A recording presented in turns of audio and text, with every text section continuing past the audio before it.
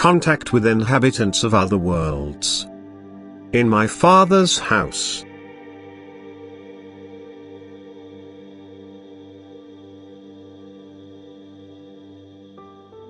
Countless heavenly bodies circle the universe, and they all have the task of helping immature souls reach maturity.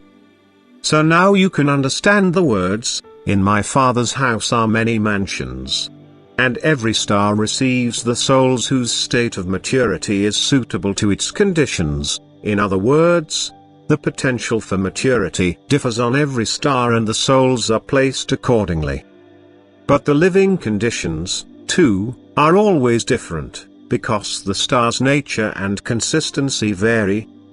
A detailed description cannot be given to people on Earth because much would be incomprehensible to them and requires spiritual knowledge in order to be understood.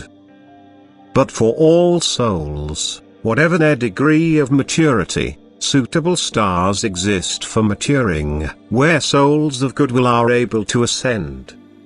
For even there the spiritual being's free will is taken into account, even the spiritual constraint is not applied, although the respective living conditions constrain the beings to the extent that they have to accept them or they could not survive in their world. And everywhere the beings will receive a light which reveals the purpose of their existence. Whether they accept and utilize the light is up to them, but it is decisive for their ascent. And all these works of God's creation are mansions in the Father's house. Hence all spiritual essence will one day achieve the degree of maturity which will enable it to exchange physical creations with purely spiritual ones, which you humans are unable to perceive with your physical eyes. Because everything that is visible to you are creations which shelter beings which are still immature, since perfected beings are active in the kingdom of light and no longer require visible creations for their abode.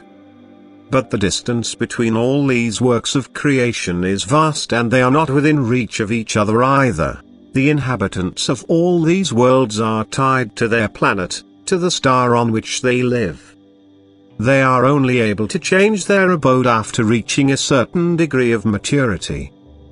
And not arbitrarily but in line with God's fundamental law, to which all His creations must submit, including the beings who are allocated to them. It is therefore foolish to assume that the inhabitants of these worlds could arbitrarily depart from them and approach other worlds without fearing their own destruction. Because the living conditions are different on all stars and these cannot be excluded arbitrarily. However, during the last days even such plans are being worked on. God's opponent takes advantage of people's gullibility by feigning that they can have contact with inhabitants of other worlds and that these, for apparently good reasons, also want to make contact with the inhabitants of Earth. He intends to undermine the belief in an end of the old Earth and thereby prevent people from preparing themselves for this end. But people should be informed that Earth is a planet on its own which has no connection with other worlds, and that any connection with other worlds can only be spiritually established. Hence the human being is, in fact, able to make contact with inhabitants of advanced worlds, with the kingdom of light, by way of good and appealing thoughts for help at times of spiritual hardship, which will then be given to him spiritually, but that it is not advisable for him to call on beings on other stars whose spiritual degree of maturity and their ability to offer spiritual help is unknown to him. Physical help is definitely out of the question, as God's adversary would like people to believe that these beings could exert their influence on the inhabitants of Earth before a final destruction. Only God can provide the right kind of help when the time arrives which is feared by you humans.